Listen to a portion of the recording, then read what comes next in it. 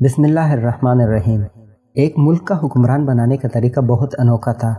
وہ ہر سال کے پہلے دن اپنا بادشاہ بدل لیتے تھے۔ سال کے آخری دن جو بھی سب سے پہلے ملک کی حدود میں داخل ہوتا تو اسے نیا بادشاہ منتخب کر لیا جاتا اور موجودہ بادشاہ کو علاقہ غیر یعنی ایک ایسی جگہ چھوڑ آتے جہاں صرف سانپ اور بچھو وغیرہ تھے اور کھانے پینے کے لیے کچھ بھی نہ تھا۔ اگر وہ سانپ اور بچھوؤں سے کسی نہ کسی طرح اپنے آپ کو بچا لیتا تو بھوک اور پیاس سے مر جاتا۔ کتنے ہی بادشاہ ایسے ہی ایک سال کی بادشاہی کے بعد اس علاقہ غیر میں جا کر مر کب گئے۔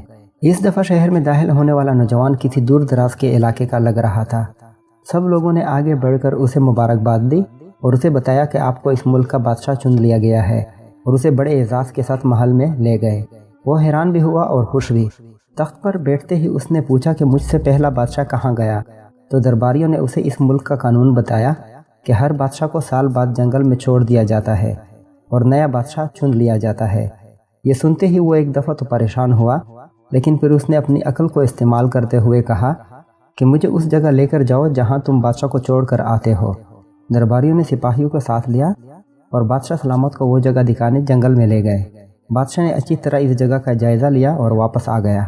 اگلے دن اس نے سب سے پہلا حکم یہ دیا کہ محل سے علاقہ غیر تک ایک سرسبز و شاداب راستہ بنایا جائے اور اس جگہ کے بیچوں بیچ ایک ایسی رہائش تعمیر کی جائے جس میں ہر قسم کی سہولت ہو اور اس کے ارد گرد خوبصورت باغ لگائے جائیں۔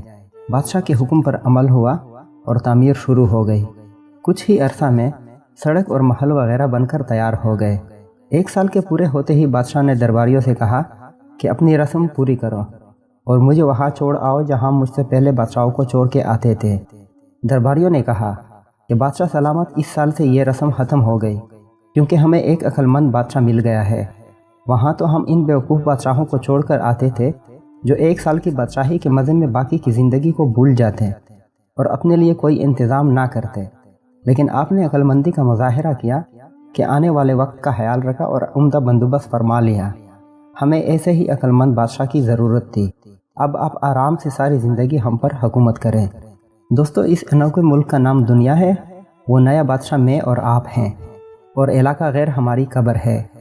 اب آپ خود فیصلہ کیجیے کہ کچھ دن بعد ہمیں بھی یہ دنیا والے ایک ایسی جگہ چھوڑ کر آئیں گے تو کیا ہم نے عقل مندی کا مظاہرہ کرتے ہوئے وہاں اپنا محل اور باغات تیار کر لیے ہیں یا بیوقوف بن کر اسی چند روزہ زندگی کے مزے میں لگے ہوئے ہیں اور دنیاوی زندگی کی ایک محسوس مدت شاہی انداز سے گزار کر ضائع کر رہے ہیں؟